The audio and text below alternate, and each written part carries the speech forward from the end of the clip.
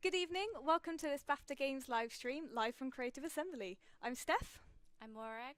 and we're going to spend the next hour discussing how we go about implementing magic within Total War Warhammer gameplay. So we've joined up with BAFTA Games for this live stream as part of their BAFTA Crew Games program, a network for those currently working in the games industry to have access to BAFTA award-winning talent and nominees. Creative Assembly have been nominated for over 15 BAFTA awards during our 30 years of developing games, and we often support BAFTA in their work to inspire more young people into game dev careers. First, here's a look at our game. This is an in-game cinematic trailer for our most recent Raceback DLC, Curse of the Vampire Coast.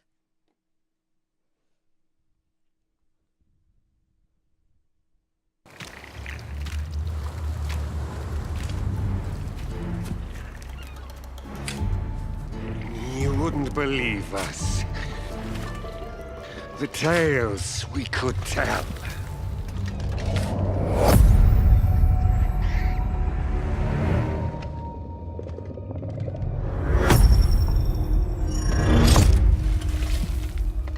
Though, truth be told,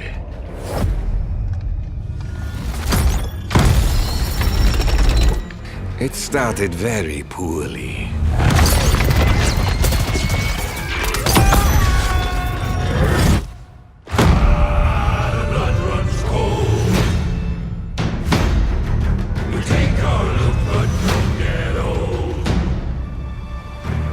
I was one, but now we are many.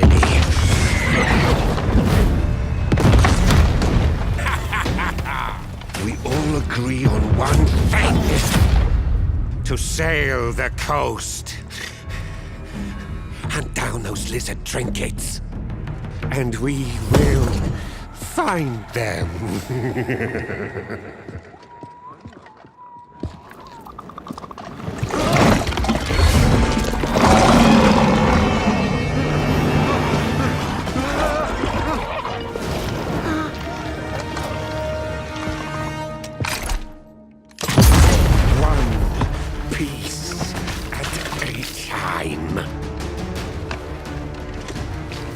We will put ourselves back together.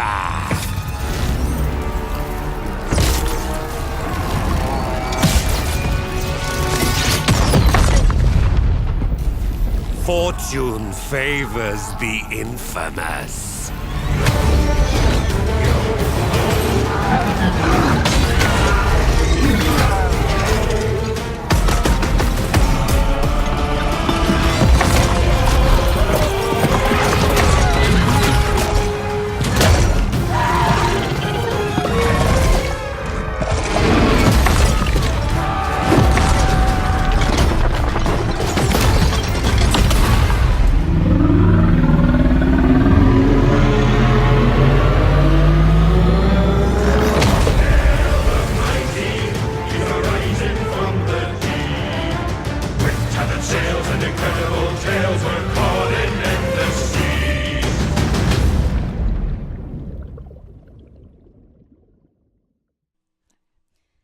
So, what is Total War? Total War is a strategy game of titanic proportions.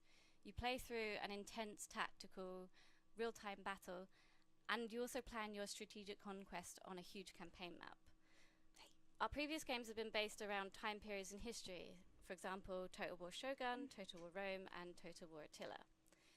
In these games, accuracy to historical events was the most important, so the VFX included mainly things like fire, smoke, destruction, and some UI-style events.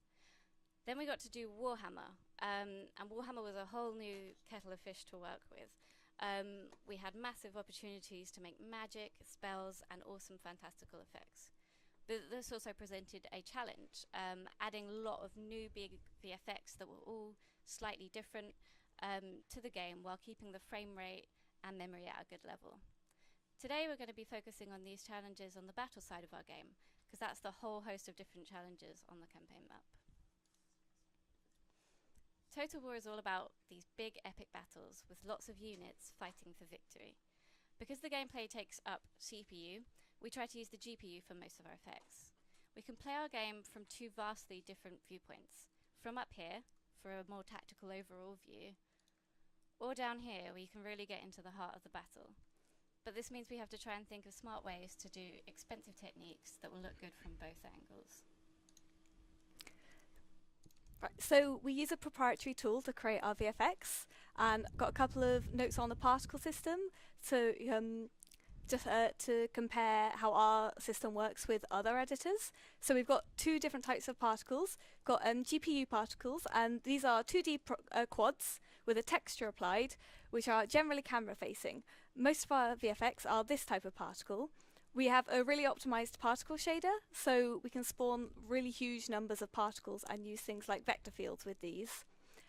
The next type are CPU particles, and these are particles where we can attach 3D meshes and animations to. It also allows us to use events to spawn other effects from them. And some things are more efficiently made with shaders, in which case here we can combine models with bespoke materials in our particle system. So we use VFX in a variety of places in the game, including environment effects, character effects, and spells. And we're going to go through an example of each of these and tell you how we made them. Environment effects in our battle maps include things like smoke, fires, clouds, mist, lightning strikes, and also like rainbows and magic portals. We've got multiple climates and environments in the Warhammer fantasy world, each with a different style of effects in each. VFX enhance the atmosphere and support the characteristics of each faction, so that each faction have effects that are the same in their home environments, and they're consistent with other effects like their gameplay effects and the characters' effects. For example, the faction Skaven are themed a lot around lightning, so you'll see these kind of effects appear a lot in their environments, spells, and their characters. We researched Warhammer lore and collaborated with the environment team to create VFX that complemented their environment designs too. Environment VFX are purely aesthetic. We have to be aware of where we place our VFX so they don't look like gameplay features that players might try and interact with. We try and keep any large effects outside the playable gameplay area so that it doesn't distract from the gameplay. And some VFXs can be a centerpiece to an environment, but we always have to make sure they don't get in the way of the gameplay or become too distracting if it's in your peripheral vision. I took you through some of our effects from our most recent DLC, Vampire Coast. The final battle in Vampire Coast was a place that we could really have fun with all of these type of effects. We wanted the battle to look like it was in a giant bubble under the sea. So lighting, animation, effects, and shaders all worked together and added up to give it a really cool, unique feel. The caustic shader was a really simple screen space shader, so I'll start with that one. Caustics, we used a noise to distort a texture, and it's one of the most classic tricks in the shader book. So you sample a tiling caustic texture. We use the world space position to sample this across the whole map. So we take the world space position, divide it by the size of the world, and that gives us a UV from 0 to 1. We can then multiply this by however much we want it to tile by, and that gives us a UV. Then we can wobble those UVs by sampling another noise texture and adding the result of that noise onto the UVs. So this is kind of what adding noise does to the UVs. It basically just, instead of having your straight up UV sheet, it just distorts them a little bit.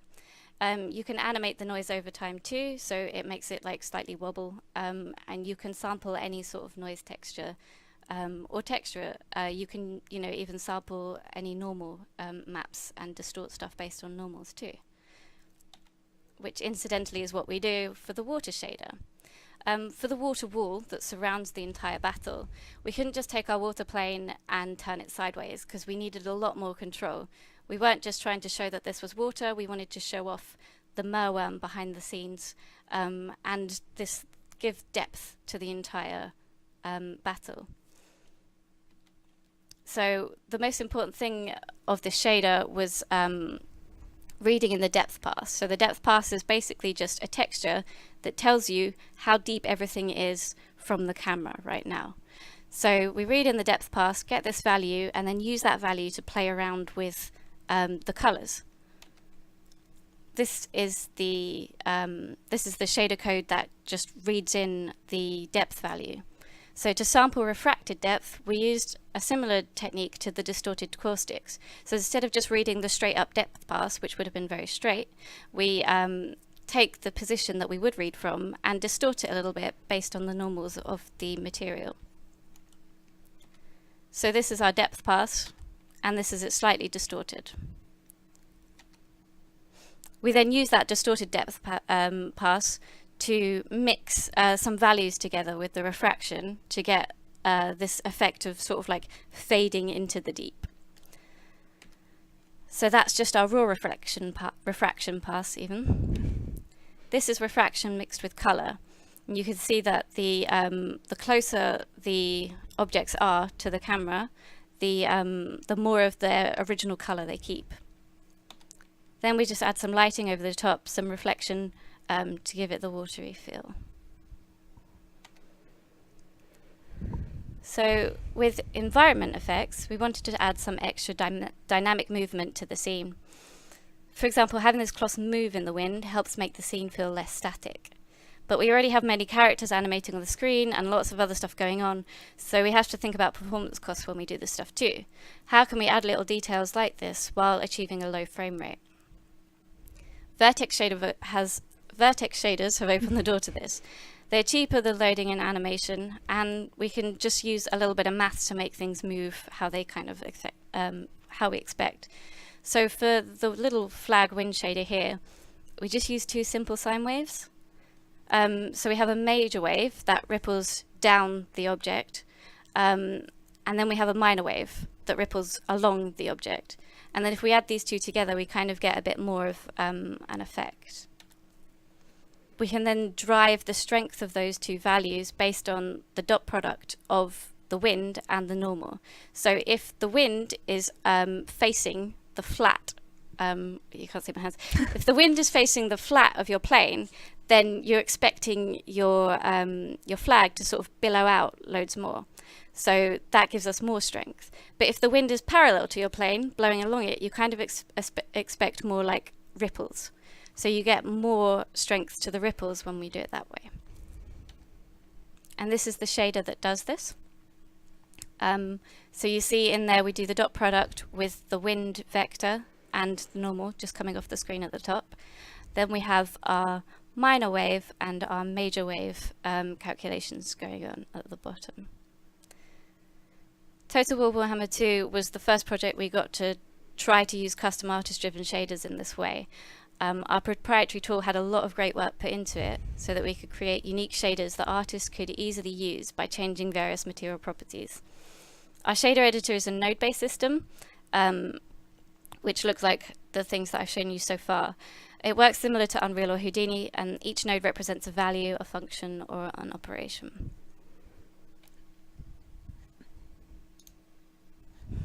So on the slides you can see two effects, and it's a comparison between two similar effects for Total War Warhammer 1 and Warhammer 2, and an Aurora Borealis. So in Warhammer 1 we were tasked to make this effect, but using particles wasn't really an ideal solution because you'd have to use a lot of particles to get the rippling effect of an aurora, but this would also cause a lot of overdraw. And overdraw is where particles overlap each other, and this can cause large drops in performance when you've got lots of translucent particles rendered on top of each other. So we have to try and minimize this to get the best frame rate possible. In this case, we ended up using a geometry mesh with a bespoke material and adding that into our particle system with a CPU emitter, and to gets us like the bright and colourful look. But we wanted to improve on this for Warhammer 2. We were given much more control to use unique shaders, so we used vertex animation to add some flowing motion to the effect, and this meant that we could use even less geometry within our particle system and made the effect look better as well. Overall in Warhammer 2 we had even more control to integrate geometry into different effects because more custom shader information could pass through into our particle system. So for example, we could recolor the geometry in our effect editor and then have them affected more accurately by the environment lighting.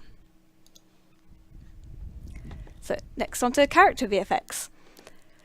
These are effects that we place into character models via animations, for example like fire on a burning weapon or glowing eyes. And these are mostly visual effects there to enhance the aesthetics or give some extra secondary animation to complement the character models. But sometimes VFX are put on characters for gameplay purpose, for example a distortion wave to show when a character strikes an enemy with a weapon. We also use bespoke shaders which can add more to the character without being loads and loads of particles or having depth fighting issues with the meshes. So one of the examples here is from the Vampire Coast. To make the Vampire Coast units look like they just crawled out of the sea, we wanted to add like a watery slime effect to them. We used the flow shader technique to do this, but instead of driving a diffuse, we pushed the normal and gloss textures over the flow to give it this watery feel. The way that this shader works is it takes in a texture which tells the UVs which way to scroll. So X is in the green value, and the red value shows the direction in the Y-axis.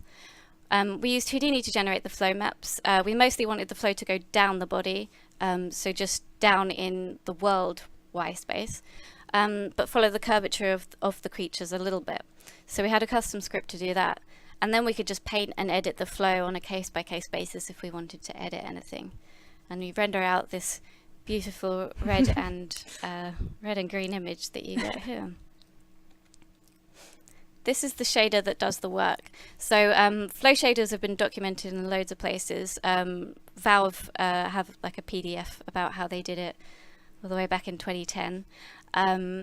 So I'll just sort of go over it generally.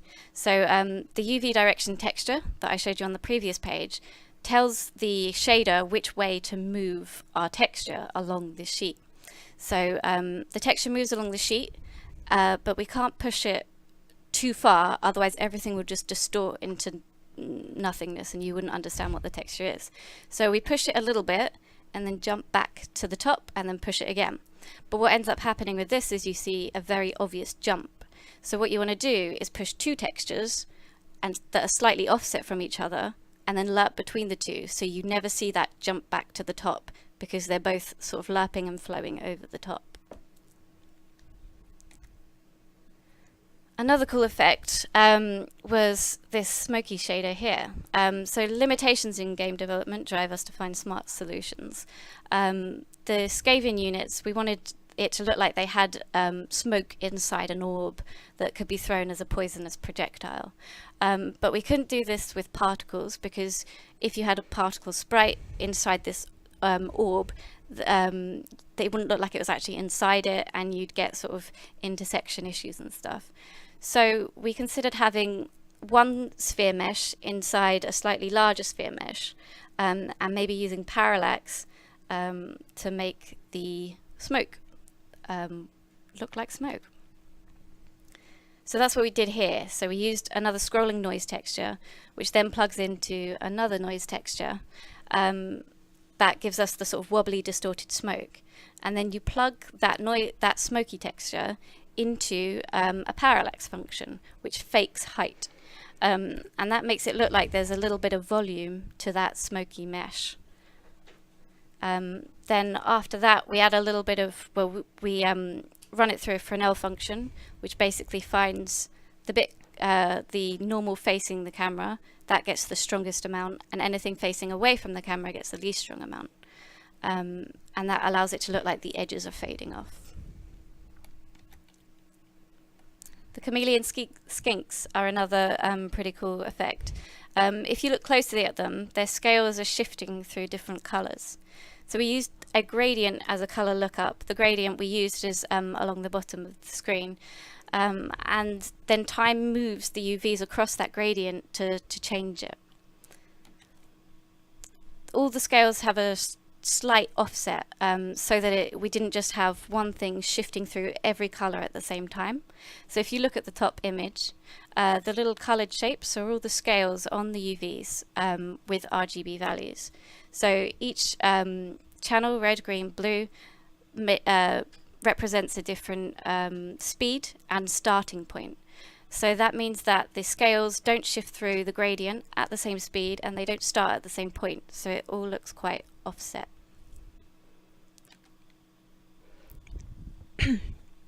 So some effects are always active on a character, and this example is the Necrofex Colossus.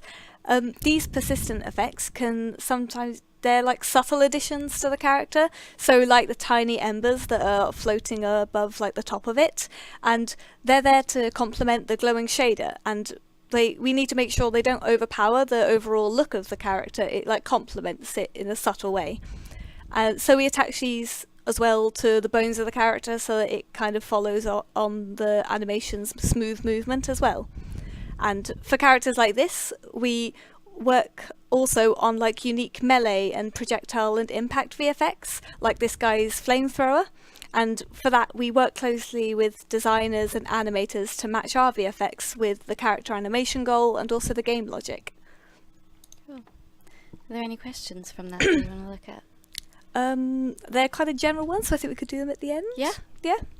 But yeah, feel free to ask questions about stuff that we're doing, or we can stop and start. But we're on to spells now, which is one of the largest amount of work for the VFX team. So we had to create four new laws of magic, and then we've also got character abilities, items, army abilities, and then this increased again as we started to work on DLC, like the Rise of the Tomb Kings and Curse of the Vampire Coast. So the challenge here was to create visually distinctive and distinguishable spells from the 12 laws of magic that already exist from Warhammer 1. And our solution for this was to use a combination of colours and themes from the Warhammer lore. And this shows the colour palette that we used as a base when we started to design the magic laws at the beginning of production. And even here you can kind of see we've already got 2 green themes, and we have to be able to distinguish them from one another. So we had to think more about like secondary elements and the kind of motion each school might have to make it try and feel unique. So for example, Ruin, we used lightning as a theme, and that was all quite sharp and fast motions. And then Plague, we tried to feel a bit more dense and murky, and it would normally be a bit more slow moving. So we're going to go through some important artistic and design considerations that we have to remember while making VFX for our game. Firstly, spells are equal parts visual and gameplay. So we want to make them awesome and eye-catching so that when players use them, it feels like they can really turn the tide of battle. But we also have to work very closely with design to make sure the visuals first look great, but then also match the game logic so that it's always as clear as possible for the player to see what's going on when they're using these spells, or if they're used against the person.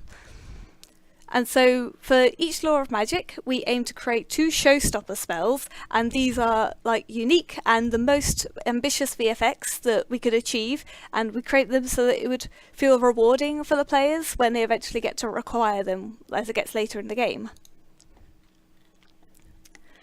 So, as we mentioned at the start, our game can be played across a really large range of distances. So you've got a tactical view high above the battlefield to like really close to the characters and really within all the action. But spells always have to be visible from all of these distances. So large defining features like the sand pillar here, they always need to be visible from the furthest distances. And the same with the blue skull trail. They define the area that the spell is affecting, so it's important that that is always shown.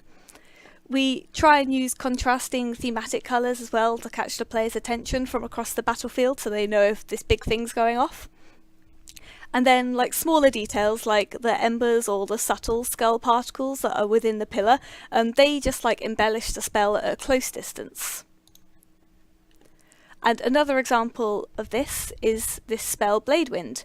It's got loads of layers going on to build up the effect. It's got like swirling swords and embers, and they embellish it from a close distance.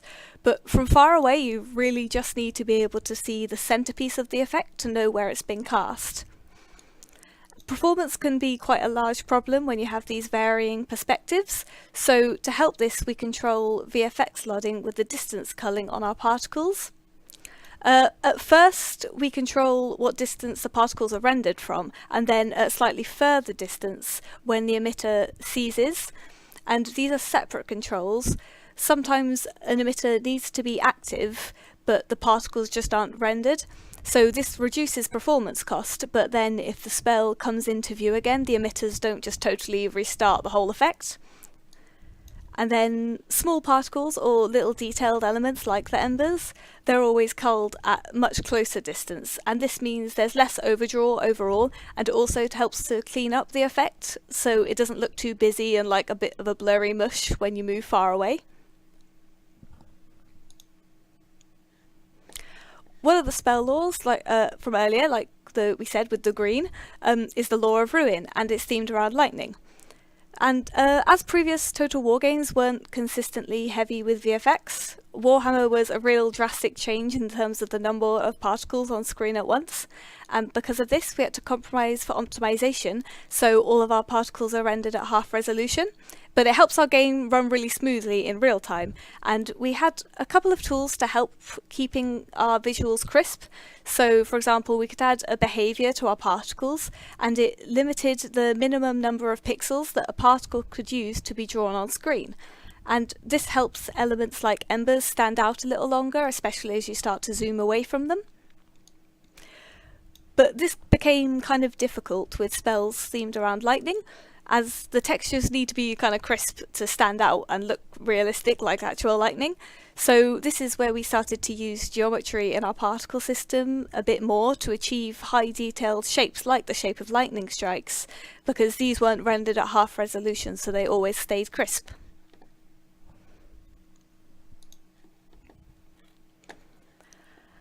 This spell here basically summons a load of characters to come and fight in your army.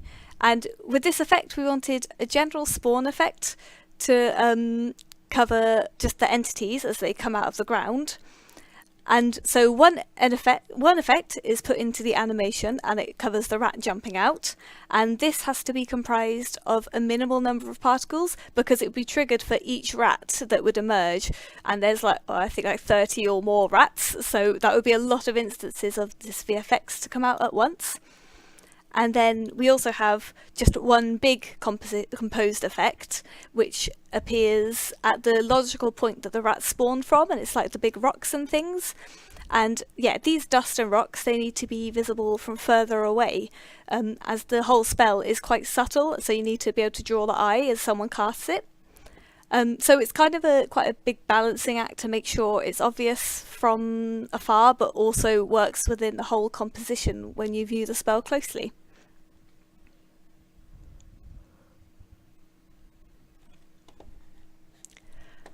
Yeah, so there's a question which is, we're making, for example, showstopper spells. Do you make the visuals and then the sound team create something to match? And yeah, what's the process with sound design? I think that's pretty much the order it goes. We'll always show them like a first pass or so, they can kind of get the feel for an effect.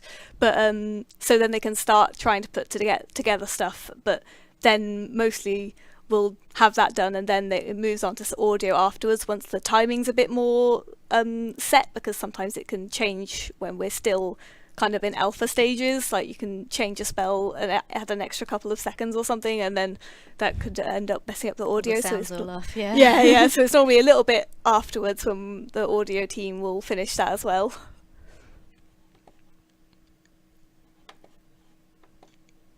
So there's also a question about particles, which was there any lodding based on distance, texture / particle count, etc.? So yes, we have MIP mapping on all of our textures in the particle system, so that's one that's kind of automatically done for us. And then we control like the particle count. We've got like low, medium, and high setup that we have control over. So for so that's not from distance. That's just we can set up the so we can set up how many in the low, medium, high specs that we can do. But mostly it's if there's going to be like loads of small particles, those will all just be culled quite closely rather than reducing the total number of particles. That's more of just just like phase them away slowly rather than having only a few in the distance.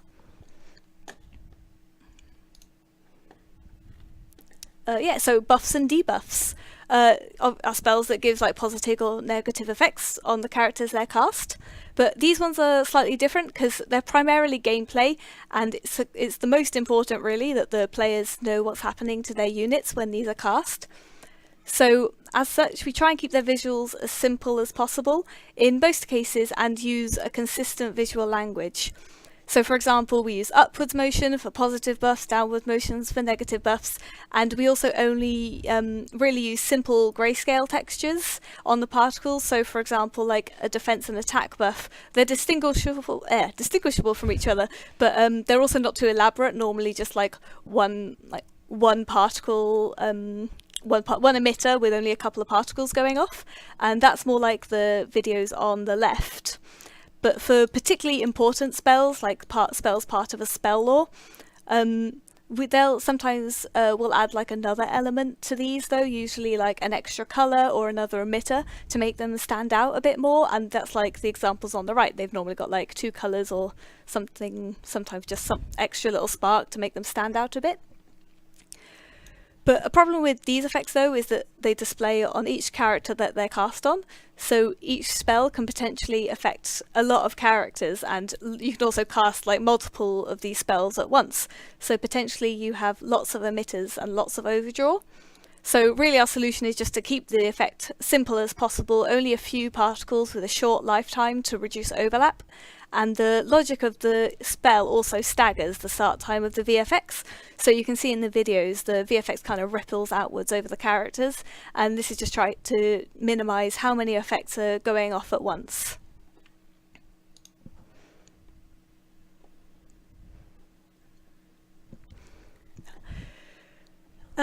So Curse of the Vampire Coast was a cool special DLC for the VFX team. We were able to design a new spell lore in collaboration with Games Workshop, and it's called the Lore of the Deep. And I'm going to show you in a bit more detail how we went about creating some of the VFX for this set of spells. So the magic lore was to feel like visually epic, have lots of awesome water effects, and also draw on some eerie vampiric themes. Previously we've had like the colour palette designs like we showed earlier, for each spell we'd normally spend some time looking at some references for inspiration based off our own ideas, and normally do some like rough little sketches to try and figure out timing beats and such. But occasionally we found we'd make visuals without like all teams being totally clear about the end goal, or that sometimes it didn't fit the gameplay, so it required extra iteration time to go back and edit all that over and over again. But this DLC was the first opportunity we've had to work with a concept artist to create 2D visualization of how our spells will work. So we wanted to see how much this would benefit our workflow, because this was something cool and new. So we trialled using concepts to visualize the lore of the deep spells, and we found these benefits. We decided on consistent colour design from the beginning, which all teams could agree with. It was quite good to have a fresh eye on our spells, and concept artists sometimes can approach the spell design from a different perspective than us. So that meant they come up with some cool new ideas, and it sparked a lot of cool conversations about how we could push our visuals within our existing tech.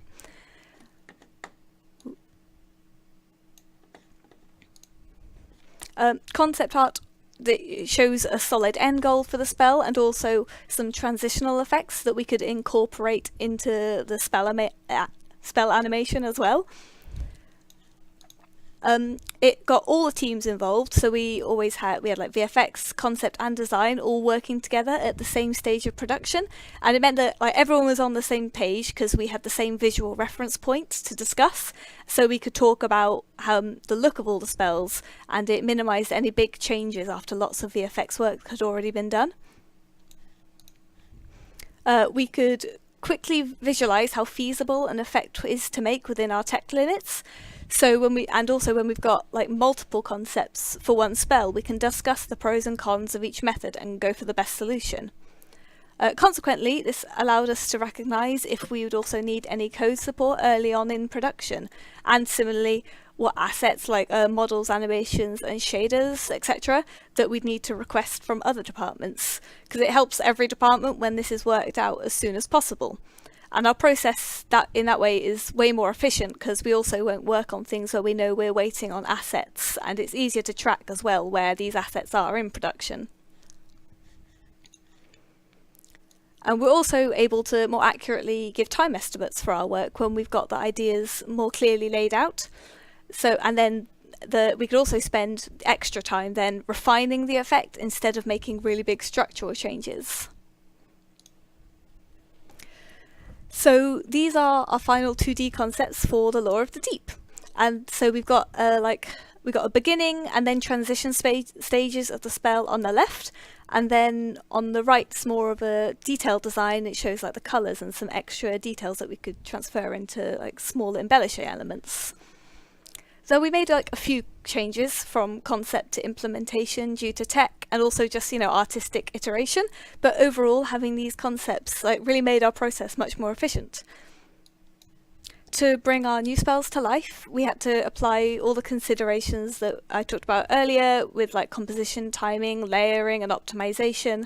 And I'm going to go through a couple of the Lore of the Deep spells and discuss how we got them from concept and into game.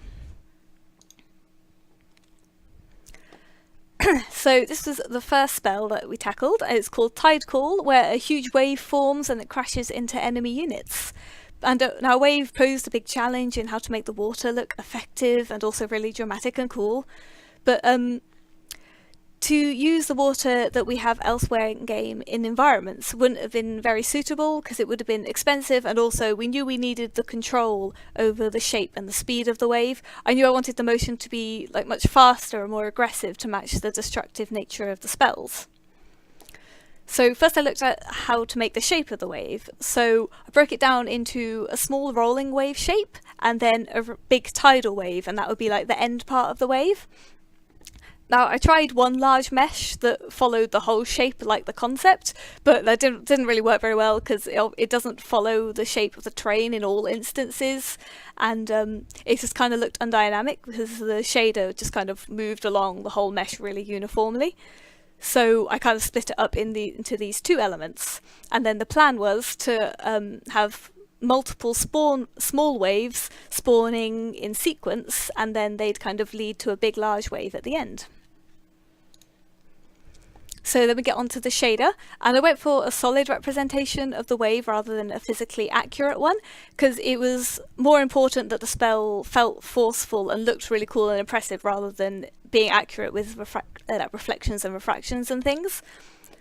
So the shader for each wave then comprised of like water transitioning into foam with a noise mask to break up the pattern, and then controlled the alpha so it looks like the foam is kind of breaking apart at the apex. And then the vertices of the wave are also displaced outwards and inwards, like so it feels like the wave is like ebbing and flowing.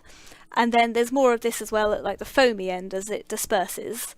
And then this uses just like the mesh UVs from 0 to 1. And then finally just use like a big wave-shaped mask as like a global alpha to control the transition of the wave in and out of each effect. And then put it together in our particle system. And so I spawned like particle splashes and wake effects at the start and the end of each wave's lifetime, and to help just blend the elements together. But again, this is another situation where you have to be careful of how many particles are being generated, because this is going to be spawned for each wave model, and it can be quite expensive because I knew there would be quite a few of them being generated in sequence. And then, yeah, so when you put multiple of these together, we get the effect of rolling waves in sequence like this.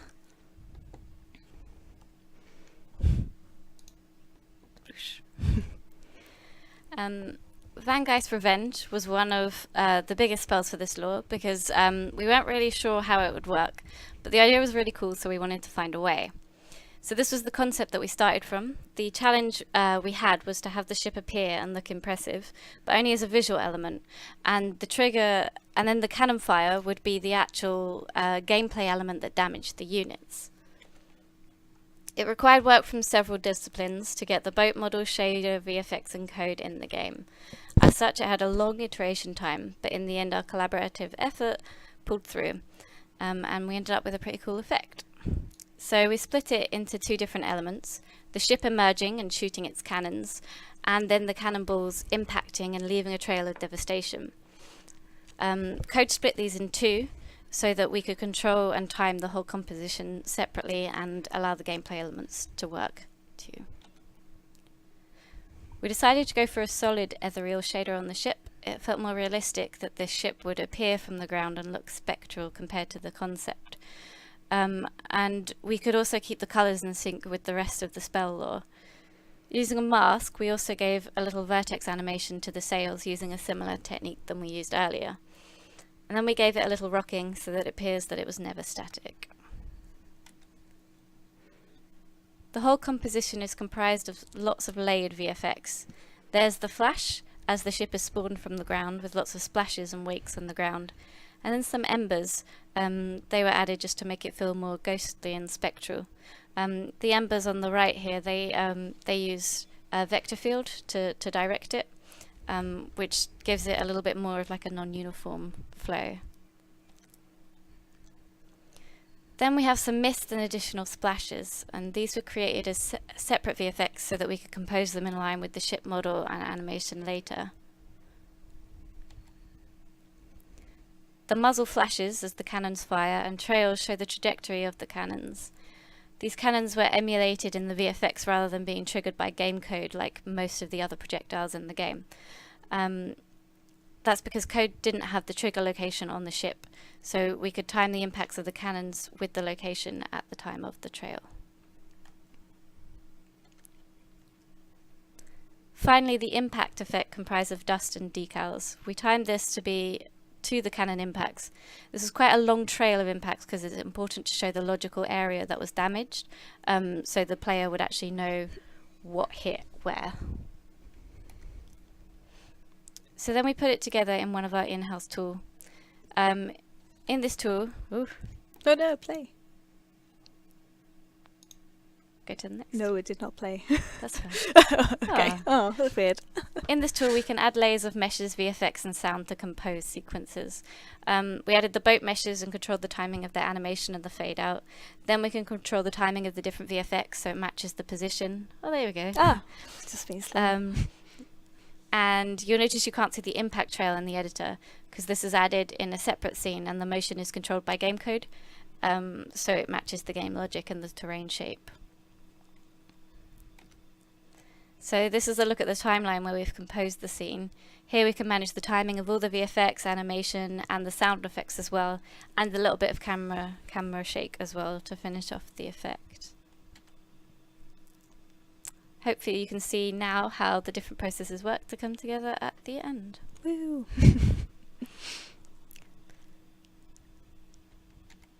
Cool. Sorry. Yeah, no, that is it.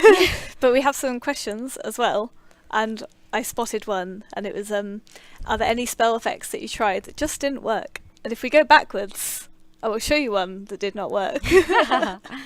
If we go back to, it was one of the Lore of the Deep ones. There we go. Don't know.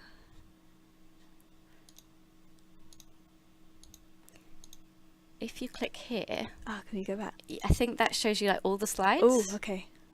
Oh no. Oh wait, that is easier because then it's this one. Okay, so this one up the top here called Spiteful Shot. It's number 1. It had a really cool concept and idea where with these like swirly, ghostly kind of creatures would come out and kind of attack all the units at once. But I think it was a debuff, as far as I remember. I hope that's right. And with debuffs, though, they're spawned on every single character at once. So we first tried it because it sounded really cool to have these like swirling things coming and like creeping around all the characters. Yeah. But then, it spawned for every single unit. So there was suddenly a whole lot of ghosts. Yeah, there was suddenly so many, and it was just all.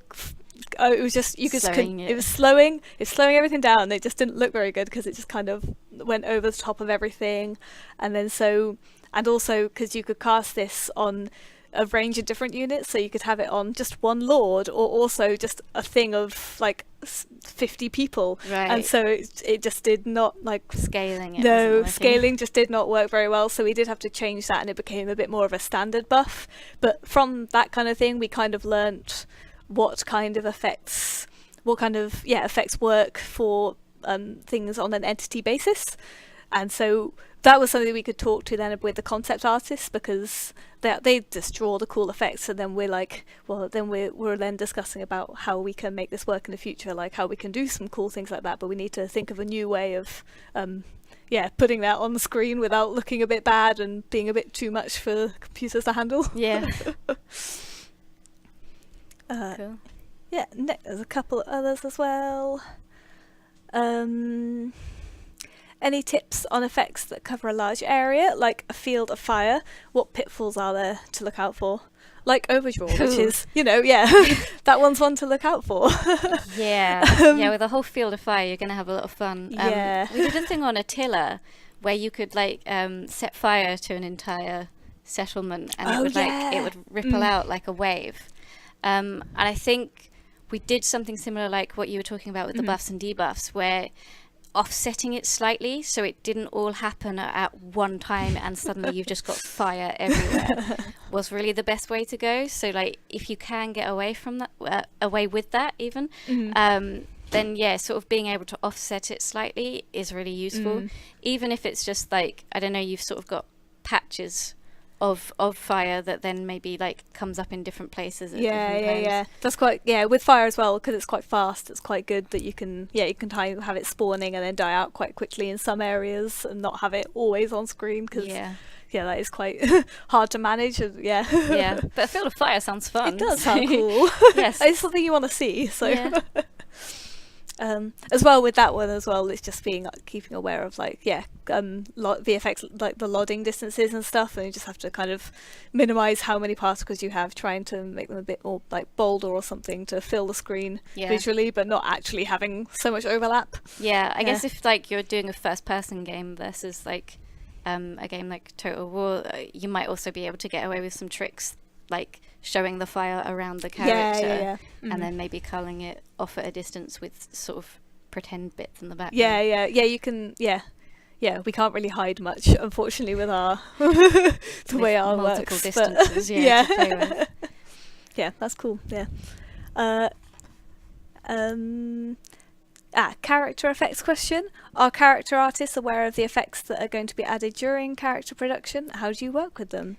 Yeah. I mean, a lot of the time they'll come to us and ask, like, request things specifically. Just be like, "Oh, I'm making this guy, and it would be really cool if we could put like some sort of glowing thing on him. Can we do that or anything like that?" I think the slimy shader was actually a request from character art as well. That's cool. Yeah, they were after that, and we tried to figure out how to do it without completely destroying the frame rate. That worked well in the end. I like that one. Yeah. Normally they've got quite good ideas as well that we just want to help try and bring to life, so it's quite collaborative. Do you ever like look at a character and see something that you'd love to add to it instead of it being a request? I think sometimes there's like I think like I guess it's often things like subtle things that works with. Like I think there was couple of Skaven characters which just like you got some smoke coming out, things like that they're not actually very obvious, but it's just like little things just to make them feel like they're alive or a bit unstable or something. Like those ones kind of just like little extras that help it go along. We've got some general questions as well. Would you like to tell us how you got into the industry? Well, both of our stories are quite similar. So I'll say mine. Well, we both went to Bournemouth University and did a course there called Computer Visualization and Animation. It was a good course for sort of like a half and half art, half technical sort of thing. And then I got an internship here just after I graduated, or a trainee role even. And I started as a VFX artist and then moved over to technical art, and you stayed as a VFX artist.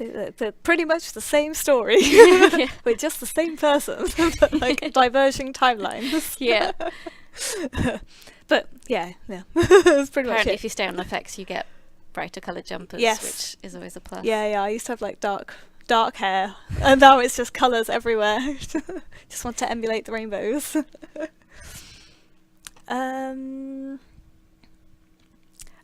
What do you look for in a VFX portfolio for someone applying? I think timing's quite important. So like tools you can kind of learn, Yeah. but timing, I guess, like animation, like the animation principles are just as important for VFX, and like being able to time an effect well, good anticipation, and like the way you build up an effect, and if it ends in a certain way, that kind of thing is like the most important to feature, because you can have like the simplest kind of tech available, but if you get like the timing right, then you'll have a cool looking effect still. Yeah, it's also good to see like problem solvers, or somebody who's sort of thought, I want to do this effect, or I've seen an effect done somewhere and I want to figure out how they did it, and like almost reverse engineer. Anyone that's gone in with like a goal and be like, I went through problems and I solved them like this, it's always really good to see, because you can see someone not just following a tutorial but actually like figuring stuff out themselves. It's a really good point. Exciting to see. Because there will be problems that will need to be solved, so it's really good. It's good to know. Always.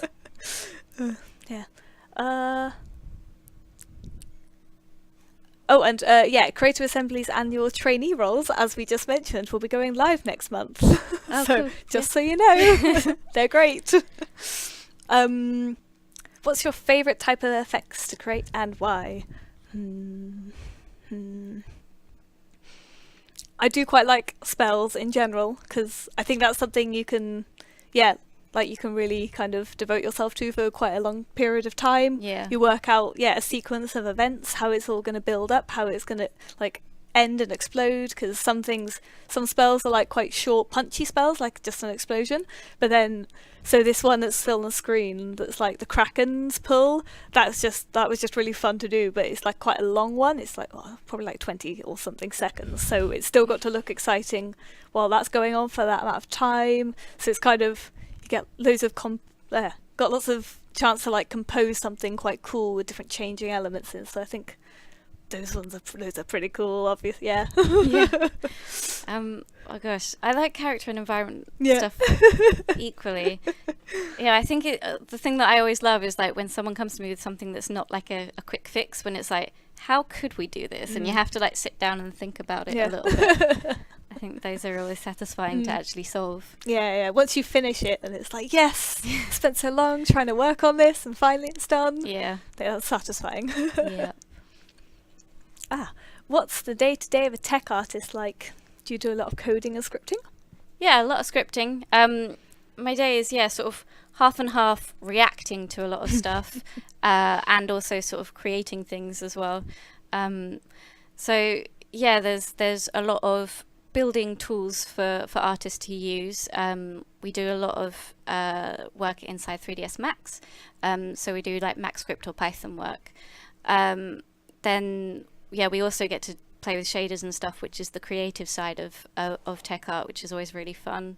Optimization is always a constant background thing that we're thinking about when people create new things, and we think about it especially near the end of the project.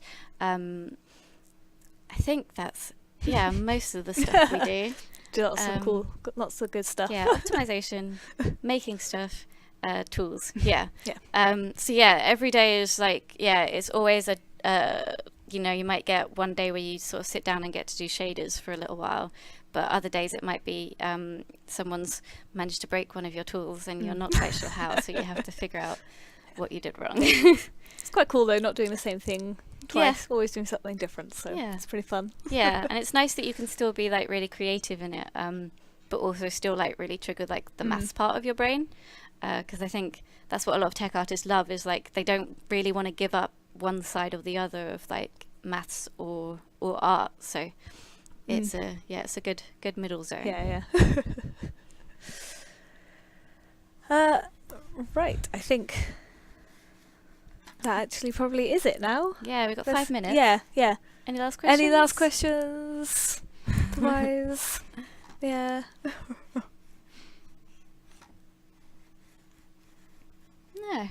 No, that's cool then. Right then. Cool. All right. Thanks for watching, everyone. Thanks for tuning into the BAFTA Games live stream, and watch this space for any future tutorials.